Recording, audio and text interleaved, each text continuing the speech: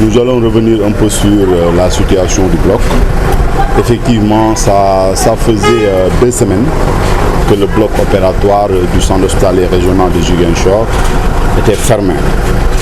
Parce que quand même, comme je l'ai expliqué, les chirurgiens ont évoqué la situation très difficile et les conditions de travail qui n'étaient pas favorables, non seulement pour les médecins, mais aussi pour les malades.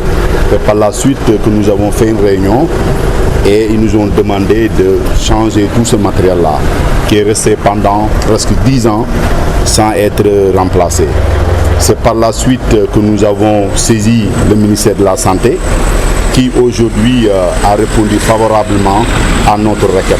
Et nous profitons de cette occasion pour remercier Madame le ministre qui a écouté Ziguinchor, parce que je dis que c'est pas l'hôpital. Nous sommes là pour soigner, nous sommes là pour les malades, nous sommes là pour les populations. Et aujourd'hui, ce que le ministre a fait, l'a fait pour la population de Ziguinchor. Effectivement, vous avez aussi suivi la sortie de quelques personnes qui étaient venus pour évoquer cette question-là, parce que quand même, nous tous nous pensons et nous tous nous sommes là pour les populations. Et chaque fois qu'il y a des problèmes, les gens évoquent ça, les gens parlent, les gens sortent. Mais aujourd'hui, nous pouvons dire Alhamdulillah Rabbil Alamin, nous avons reçu beaucoup de matériel, 2 blocs complets. Et dans les 48 heures, Inch'Allah, le bloc va réouvrir, non seulement pour les urgences, mais aussi pour le programme. Un hôpital sans bloc opératoire, ce n'est pas un hôpital.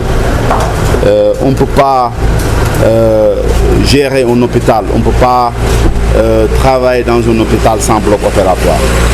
Alors le bloc opératoire permet de soulager non seulement les malades, mais toute personne qui aura besoin de cela.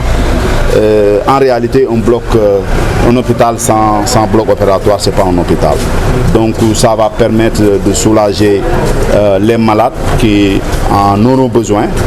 Et Inch'Allah, par rapport aussi à l'activité, vraiment mieux développer l'activité au sein de la structure.